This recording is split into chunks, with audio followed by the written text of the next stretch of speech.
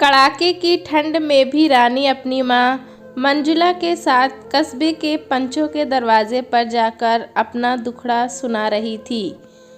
अपने चाचा बलवीर द्वारा उसके परिवार पर ढाए जा रहे जुल्म और अनीति युक्त कारनामों के खिलाफ अपने हिस्से से अधिक मकान पर जबरन कब्जा करने और पुश्तैनी धन संपत्ति को हड़पने की मंशा के विरोध में फरियाद कर रही थी। इस क्रम में वह पंचायत के मुखिया जी से भी मिली।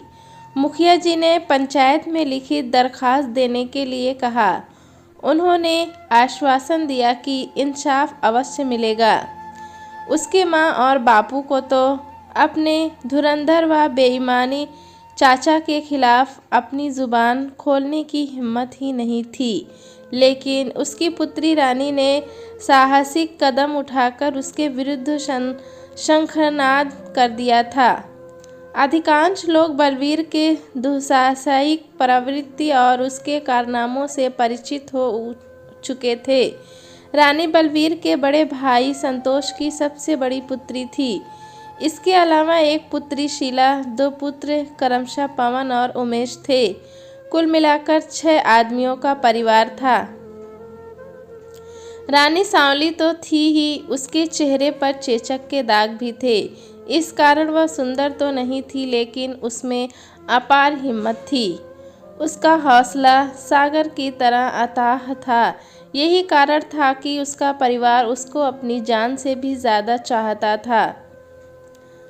जब भी कोई लड़की के साथ तुलनात्मक लहजे में किसी लड़के की प्रशंसा करता तो वह बेबाकी से कहती कि ताकत और हिम्मत और इल्म लड़कियों के पास भी होते हैं।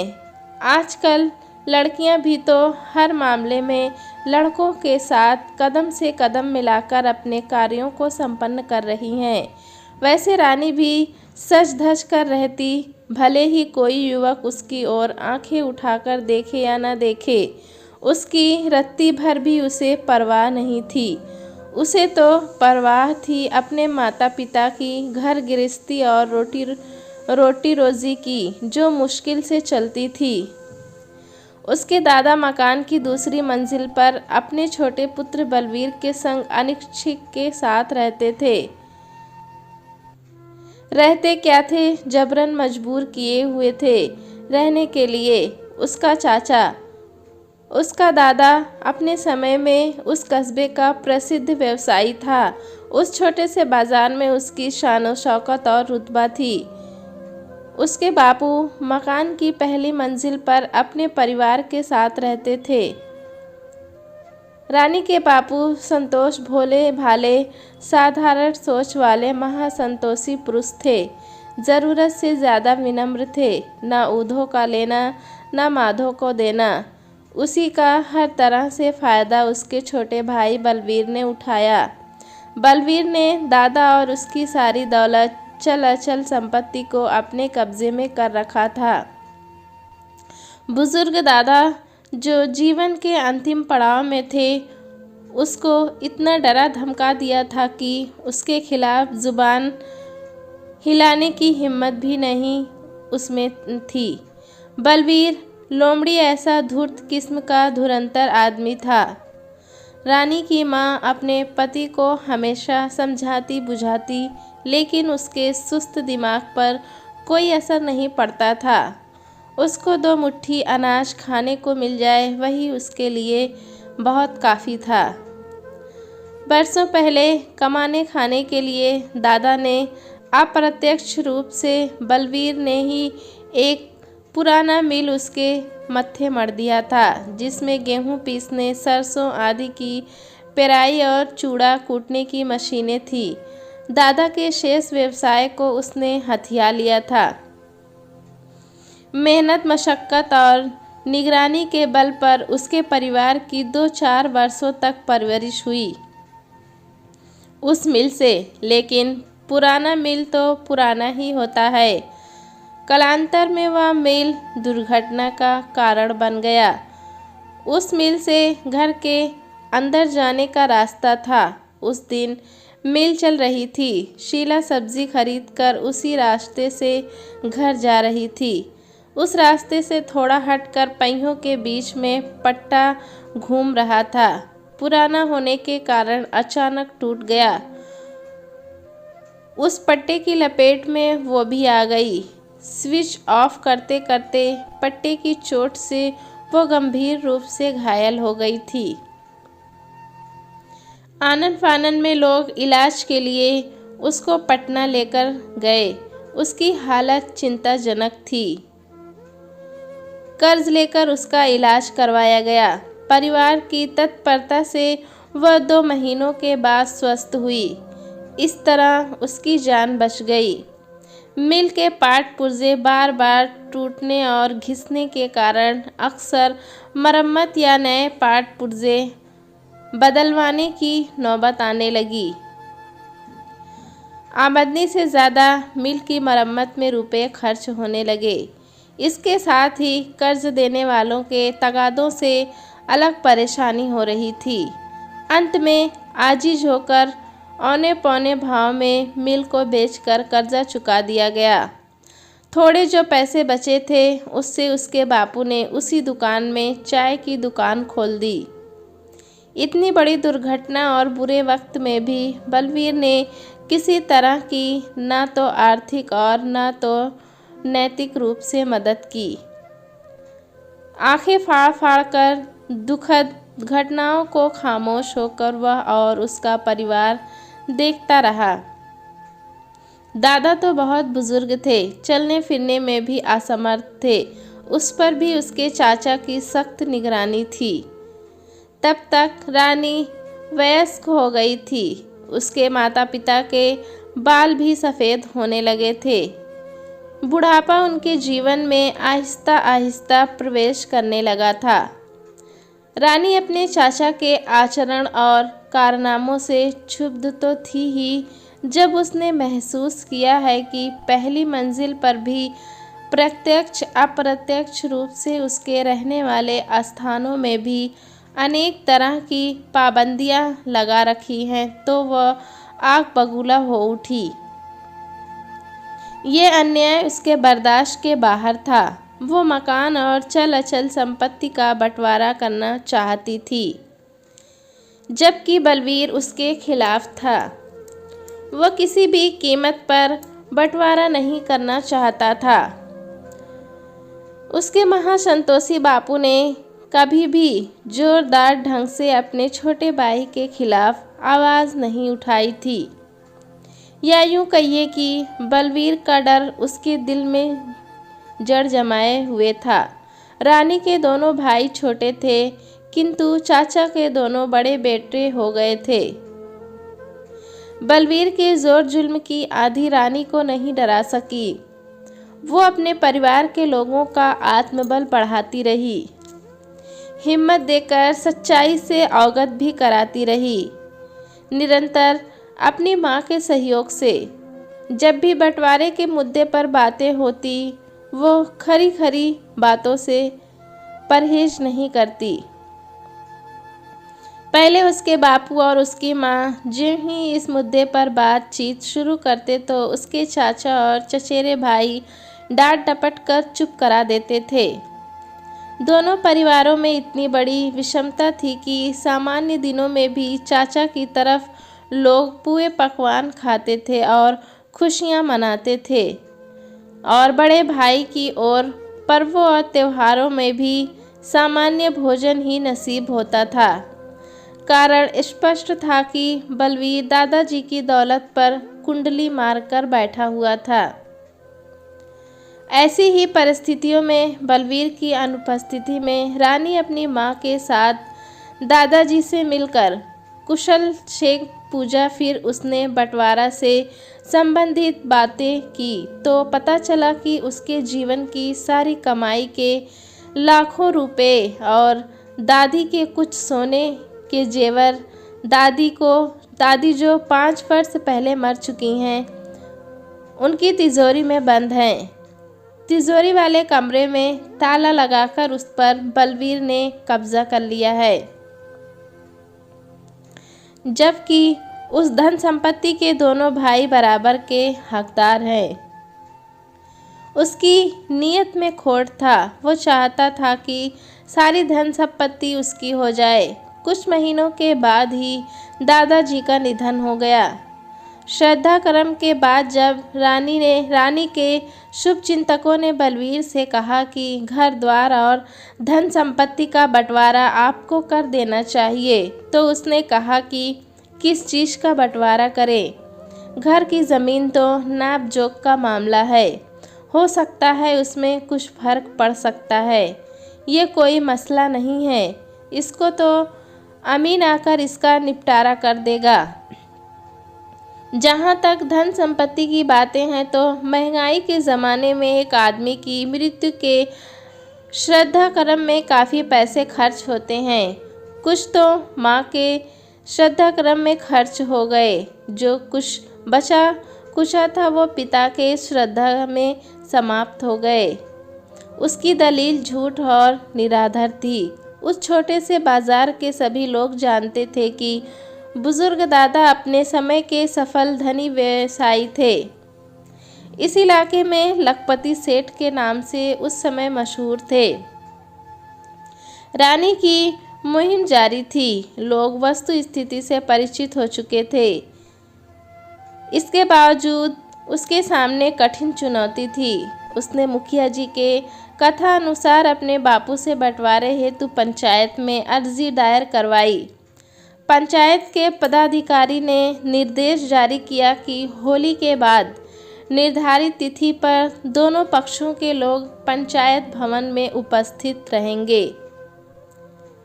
जब लोग होली के राग रंग में मस्त थे, खुशियां मना रहे थे, ऐसे मौके पर उसके चाचा और दोनों बेटे घर में नहीं थे, होली खेलने निकले हुए थे। उसकी चाची पुए पकवान बनाने में बिजी थी। ऐसे ही मौके पर तिजोरी वाले कमरे में चाचा के लगे हुए ताले के ऊपर उसने भी अपना ताला लगा दिया, ताकि वह पुश्तैनी धन दौलत नहीं गायब कर सके। होली के बाद जब बलवीर को उसकी दादी के कमरे पर नज़र पड़ी तो दरवाजे में उसके ताले के अलावा दूसरा ताला लगा देखकर गुस्से से उसका खून खौल उठा। वह रौद्र रूप अख्तियार करके दूसरी मंजिल से तेजी के साथ पहली मंजिल पर उतरा। फिर वह अपने बड़े भाई और भाभी को बुरा अंजाम भुगतने की धमकी देने लगा। उसने ये भी कहा कि जिस बेटी को तुम लोगों ने लड़ने के लिए सेनापति बनाया है, उसका तो मैं वो हस्र करूँगा कि उसकी ज़िंदगी कांटों से भर जाएगी। उसके माँ बाप ने कुछ नहीं कहा, किंतु रानी ने बेबाकी से कहा, ये गीदड़ भक्ति अपने पास रखो चाचा। सच्चाई दुनिया जान चुकी है। उस तिजोरी में आपकी कमाई नहीं है, उसमें दादा परदादा की अर्जित की हुई धन संपत्ति है। उसमें दोनों भाइयों का बराबर बराबर का हिस्सा है। उसमें रुपए पैसे नहीं है, तो आपने दादी के कमरे में ताला क्यों लगाया है? आपका अधिकार अपने कमरों तक ही सीमित है। ऐसा आपने क्यों किया? जवाब दीजिए। वातावरण में सन्नाटा छा गया था, जिसको भंग करते हुए रानी ने फिर कहा, उस कमरे में दादा दादी सालों से रह रहे थे, फिर बिना बंटवारे के आपके द्वारा ताला लगा देना कहाँ का न्याय है? इसलिए मैंने भी बापू की सहमति से अपना भी ताला लगा दिया। तुम इस घर की बेटी हो, तुमको इस पछड़े में पड़ने से क्या फ़ायदा? इसमें तुमको क्या मिलेगा? अटवारा बंटवारा हम दोनों भाइयों का मामला है। तुम अपना मुंह बंद ही रखो तो ठीक है। वाह, हम शादी से पहले ही बेगाने हो जाएं।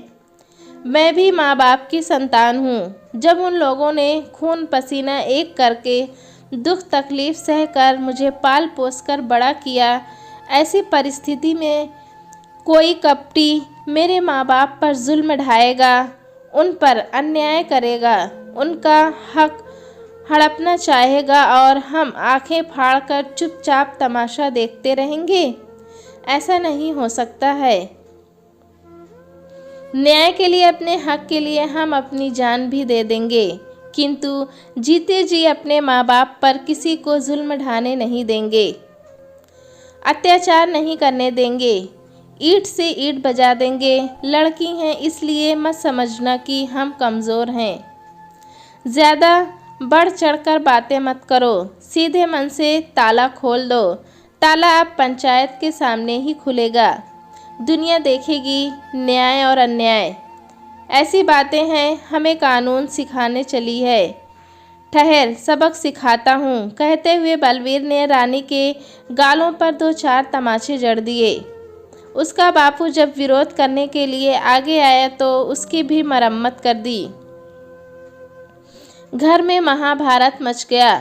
बलवीर और उसके बेटों ने उसके पूरे परिवार की पिटाई कर दी। रानी तो पहले से ही खटक रही थी, उनकी नज़रों में उसकी दम भर पिटाई कर दी। घर में कोहराम मच गया। रुदन करंदन की आवाज़ें घर से बाहर जाने लगी। पास पड़ोस और बाजार के लोग पहले से ही उसके अन्याय और अत्याचार की कहानी से परिचित थे। उन लोगों ने घर में आकर बलवीर और उसके पुत्रों को प्रताड़ित किया। इतना ही नहीं, उन लोगों ने बलवीर को कड़कती आवाज़ में पंचायत में अंजाम भुगतने की धमकी भी दी। हुजूम ने यह भी कहा कि मुकदमा हुआ और हम लोग गवाही दे देंगे तो बाप बेटों के हाथों में हथकड़ियाँ लग जाएंगी। तब वे लोग दहशत में आ गए और मामला शांत हुआ। जो हो, रानी झुकी नहीं, उसने ताला नहीं खोला, बल्कि उसने चेतावनी दी कि अगर तुम लोगों ने ताला तोड़ा तो कानूनी कार्रवाई से नहीं बच सकोगे। होली के बाद निर्धारित तिथि पर पंचायत भवन में पंचायत बैठी। बलवीर ने अपना पक्ष पंचों के समक्ष रखा, जिसमें उसने कहा कि मकान का बंटवारा तो नाप जोख का मामला है, आप ही लोग नाप कर बांट दीजिए, अमीन बुलाकर। जहाँ तक रुपए पैसे की बात है तो मेरे पास बाबूजी का कोई पैसा नहीं है। तब रानी ने पंचों से इजाज़त लेकर कहा, दादाजी के रुपए तिजोरी में हैं और उस कमरे में इन्होंने ताला लगा दिया हुआ है। तिजोरी में मेरे बड़े भाई का भी ताला लगा हुआ है। दोनों पक्षों की दलीलें सुनकर पंचायत ने फैसला सुनाया कि पंचों की निगरानी में दोनों ताले खोले जाएंगे। जो भी उसमें होगा उसको 2 हिस्सों में बराबर बराबर बांट दिया जाएगा। तब बलवीर ने बखेड़ा खड़ा किया कि उसके पास तिजोरी के ताले की चाबी नहीं है, वो कहीं खो गई है। तब पंचायत के मुखिया जी ने पंचायत में झूठ बोलने पर अंजाम भुगतने की कड़क कर धमकी दी, तो उसने माफ़ी मांगते हुए चाबी होने की बात कबूल कर ली। अंत में पंचों की टीम के सामने जब तिजोरी का ताला खोला गया तो उसमें लाखों रुपए तो थे ही, उसके साथ उसकी दादी की सोने चांदी के कई जेवर भी थे। रुपयों और जेवरों को समान भाग में बांटकर दोनों भाइयों को दे दिया गया था। इसके साथ ये भी फैसला सुनाया गया कि पहली मंजिल पर जिस हिस्से पर उसने कब्ज़ा कर रखा है वहाँ से 1 सप्ताह के अंदर अपना कब्ज़ा हटाकर पंचायत को खबर करे। फैसले की अवहेलना करने पर कानूनी प्रावधानों के तहत दंडित किया जाएगा। बलवीर का चेहरा इस फैसले से स्याह पड़ गया। रानी और उसके परिवार के चेहरे जीत की खुशी से दमकने लगे। लेकिन आज भी जब जब पछुआ हवा चलती है तो चाचा और चचेरे भाइयों के द्वारा रानी की जमकर पिटाई करने के कारण उसकी देह में असहनीय दर्द उठ जाता है, जिससे बेचैन होकर वो कराह उठती है। दोस्तों, कहानी कैसी लगी हमें कमेंट में ज़रूर बताएं। चैनल पे नए हैं तो एक लाइक और सब्सक्राइब करना ना भूलें।